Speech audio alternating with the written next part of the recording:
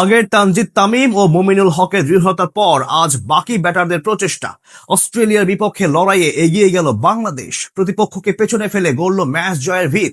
এখন পুনরায় দায়িত্ব পড়েছে বোলারদের হাতে, তারা ভালো করলেই জিততে পারবে ম্যাচ। দ্বিতীয় দিন এসে তবে কত রানে এগিয়ে থেকে বোলিংয়ে নামছে বাংলাদেশ, সেটাই জানবো রিপোর্টে। ম্যাচ শুরুর আগে কেউ কি ভেবেছিল এই ম্যাচে স্বাগতিকদের টপকে বড় লিডে যাবে বাংলাদেশ দল? না, এবার সেই অবাস্তব কথাই সত্যি হতে চলেছে।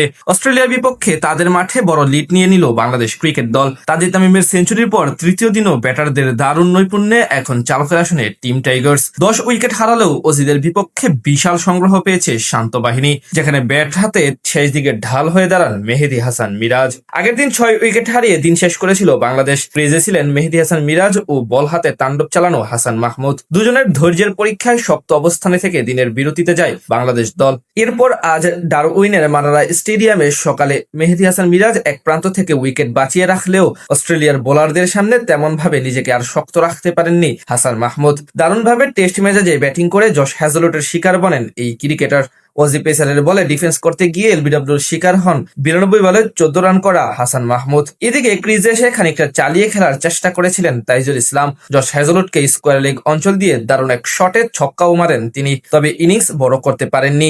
ওই একই ওভারে গোট লেন্থের ডেলিভারি গালি অঞ্চলে ক্যাচ দিয়ে আউট হন তাইজুল। তার কাছ থেকে আসে 23 বলে 17 রানের কার্যকরী ইনিংস। দিনের শুরুর ঘন্টায় জোড়া উইকেট হারানোর পর দলের হাল ধরেন মেহেদী হাসান মিরাজ। তাকে দারুণভাবে সঙ্গ দিতে থাকেন তাসকিন আহমেদ। দুজনের জুটিতে ধীরে ধীরে লিড বড় হতে থাকে বাংলাদেশের। এর মাঝে অর্ধশতক তুলে নেন মিরাজ। অন্যদিকে লিডস দাঁড়ায় 200 রানের উপরে এবং বাংলাদেশ দলও দলীয় 400 রানের গন্ডি অতিক্রম করে ফেলে। এর মাঝে তাসকিন আহমেদ এবং মেহেদী হাসান মিরাজ দুজনই একবার করে ক্যাচ মিচের বরাতে জীবন পান। 219 রানের লিড নিয়ে আজ প্রথম সেশন শেষ করে বাংলাদেশ দল। সেখান থেকে 65 রান করে বিদায় নেন মেহেদী হাসান মিরাজ। এরপর শেষ দিকে ট্যালেন্টার হিসেবে তাসকিন আহমেদ এবং এবাদত হোসেন মিলে লড়াই চালিয়ে যেতে থাকেন। শেষ পর্যন্ত ইবাদত হোসেন 7 রান করে বিদায় নিলে বাংলাদেশ অল আউট হয় 426 রানে। যদিও বাংলাদেশ এখন 228 রানে এগিয়ে আছে।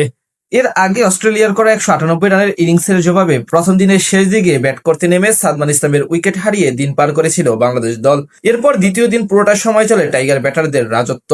মুমিনুল হক সৌরভ 49 রান করে বিদায় নিলেও ক্যারিয়ারের মাত্র দ্বিতীয় টেস্ট খেলতে নেমে প্রথম সেঞ্চুরির দেখা পান তানজিদ হাসান তামিম। এরপর অধিনায়ক নাজমুল হোসেন শান্তর 84 রানের দায়িত্বশীল ইনিংসের পর আজ মেহেদী হাসান মিরাজ করেন অসাধারণ। সব মিলিয়ে ডারউইনে এখন ম্যাচ জয়ের আসনে উঠে পড়েছে টিম টাইগার্স। এখন দায়িত্বটা বোলারদের কাছে। তারা যদি আগের ইনিংসের মতো এবারও দারুণ কিছু এনে দিতে পারে বাংলাদেশকে, তাহলেই জয় সম্ভব। এমনকি অস্ট্রেলিয়াকে তাদের মাঠে ইনিংস ব্যবধানেও হারানোর সুযোগ আছে তাসকিন হাসান মাহমুদদের কাছে।